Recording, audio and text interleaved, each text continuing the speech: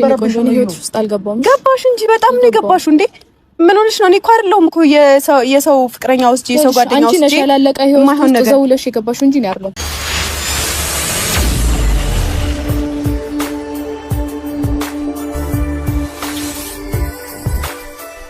በመጨረሻም ሀይሚ ውሳኔዋን አሳወቀች። ውሳኔዋን በምታሳውቅበት ነገር ያልጠበቅነውን ነገር እዩ ተናግራለች ማለት ነው። ምክንያቱም ሀይሚ ከህይወታችን ውጭልን፣ ህይወታችን አትበጥብጭ ስትላት ለእዩ እዩ ደግሞ ካላለቀ ህይወት ላይ የገባሽ አንቺ ነሽ። ያላለቀ ህይወት ነው፣ ያልጨረስኩት ነገር አለ ከብሩክ ጋር።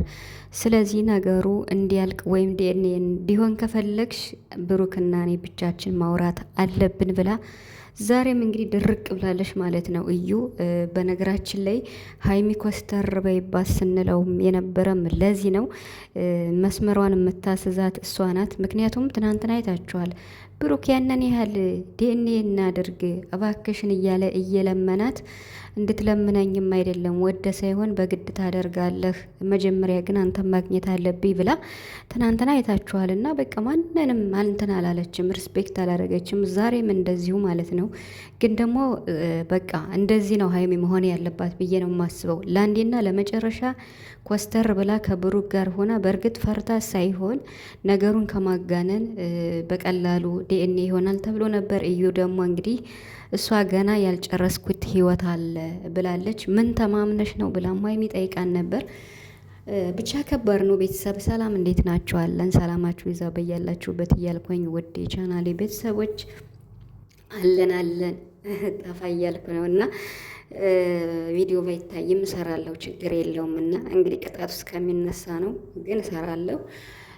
እውነት ለመናገር እኔ በና ሀይሚ ብቻ ነው የምሰራ፣ በሌላ አልሰራም። ሀይሚ ዛሬ ጥሩ ነው ያደረገች፣ ልኳን ነግራታለች። ምክንያቱም እዩ ለብሩክም ለሷም በፍጹም እየሰማች እያዳመጠችም አይደለም። ዛሬ ሀይሚ እንግዲህ እዩን ብቻዋን ልታገኛት ፈልጋ ነበር። ያው ከነፍሴ ጋር መታለች። ብቻችሁን መገናኘት የለባችሁም። ማንም ለማንም ባያንስም፣ ግን ደግሞ በመሀል ጣብ ቢነሳ መጎዳዳት አለ። ስለዚህ እዩ ለምንድን ነው ከህይወታቸው ማትወጣ? ጭራሽ ያላለቀ ህይወት አለን፣ ካላለቀ ህይወት ላይ ነው የገባሽ እያለቻት ነው ሀይሚን። ሀይሚ እንግዲህ ትናንትና ነገሩ እንዳይገን ነገሩ በሰላም እንዲፈታ በቃ እሷ የልጅ እናትም ስለሆነች ለህፃኗም ሲባል በሰላም ይፈታ ብላ ሁሉንም እያስረዳሽ ነበር ሀይሚ ትናንት። ግን እንደዛ ሲሆን እዩ በቃ የልብ ልብ ነው የተሰማት። ለዚህ ነው ሀይሚ ገና ከመጀመሪያው ኮስተር ማለት አለብሽ። በቃ ማዘን የሚባል ሉንታ የሚባል ነገር የለም። ለምን የሚታዘንለት ሰው አለ፣ ይቅርታ የምታደርጉለት ሰው አለ። ግን እዩ በህይወትሽ ስለመጣች የምትወጂውን ብሩክን ለብቻ ማግኘት ፈልጋለሁ እያለች ህይወትሽን ልትበጠብጥ ስለመጣች ይሄ በቃ ምንም ነገር ቀይ መስመር ስለሆነ ቀይ መስመሯን ደግሞ እሷ እያለፈች ስለሆነ መስመሯን እንድትዝ ማድረግ የሀይሚ መገዛ ያስፈልጋል ያልነው ለዛ ነው። ስለዚህ ዛሬ በደንብ አናግራታለች። እዩ ከዚህ በኋላ ቀጥ ብላ ዲኤንኤ የምታረግ ከሆነ ታድርግ፣ የማታደርግ ከሆነ ግን አንቺ ነሽ ለምነሽ ዲኤንኤ እናደርግ ብለሽ የምትመጪው እንጂ እኛ አንመጣም። ወደ ህይወቴ የመጣሽ አንቺ ነሽ፣ ከህይወቴ ውጭልኝ ብላታለች ሀይሚ። ልክ ናት። ግን ደግሞ እዩ ያልጨረስነው ህይወት አለ ብላለች ማለት ነው። ምንድነው ያልጨረሳችሁት ህይወት? ብሩክ ስንቴ ነው የተናገረ? በቃ አዎ አንቺ የድሮ ፍቅረኛ የነበርሽ አልክድም፣ ግን ደግሞ ስላልተኋኋነ በቃ ተለያየነ ተጣጣስነ ብሎ ቪዲዮ ሰርቶልሻል። ምንድን ነው የምትፈልጊው? የልጅ አባትሽ እኔ ነኝ እያለሽ ማለት ነው ቢኒ። አሁን አንቺ ከብሩክ ምንድን ነው የምትፈልጊው እንዴ? ይሄን ያህል ችክ ማለት የሰው ህይወት መበጥበጥ። ኧረ በስመ አብ። በእነ አብርሽ ሲመረነ ደግሞ በዚህ ደግሞ መጣችሁ። የምር አብርሽ እና ሩታ እነ ሄርሜላ ያሉበትን እያያችሁ ነው። በጣም ነው የሚያስጠላ የሚደብር ማለት ነው። እና አሁን ደግሞ በዚህ መጣችሁ ደግሞ ሀይሚ ግን ማለት ነው ምንም ይሁን ምን ቡራንም አስከብረሽ ብሩክም እሱ ልኳን ይሰጣታል። ሁለታችሁ ስሬስ ሆናችሁ ብሩክም ሀይሚም ማለት ነው። በቃ ዲኤንኤ አድርጊ ተብላለች፣ አላደርግም ብሩክም ማግኘት አለብኝ ካለች ብሩክ ሲናፍቃት ይኖራል እንጂ አታገኘውም ብላለች ሀይሚ ጎበዝ። ስለዚህ በቃ ዲኤንኤ ማረግ ከፈለገች ራሷ መታ ለምና ዲኤንኤ ታደርግ። አላደርግም ካለች ልጇን ይዛ ቁጭ ትበል። ብሩክ የኔ ልጁ አይደለም ዲኤንኤ አድርጊና ከሆነ ማድረግ ያለብኝን አደርጋለሁ እቀበላለሁ አለ። ከዚህ በላይ ምንድን ነው የምትፈልገው? በህጉ ደረጃ ብትሄድም እኮ ከዚህ በላይ ምንም ህጉ ሊፈቅድላት አይችልም። ለምሳሌ አሁን የቦራ ልጅ ነው ቢባል በቃ የራሴ ህይወት አለኝ ካለ ለልጁ ማሳደጊያ የሆነ ነገር አድርግ ነው የሚለው እንጂ ቡራን ተሰቀል፣ ተፈለት፣ ተቆረጥ አይለውም ህጉ ራሱ ማለት ነው። ግን ደግሞ አይደለም የእሱ ልጅ ባልሆነበት ነገር እዩ የሀይሚንና የብሩክን ህይወት ለመበጥበጥ በጣም ልብ በተሞላበት መንገድ ነበር የጀመረችው።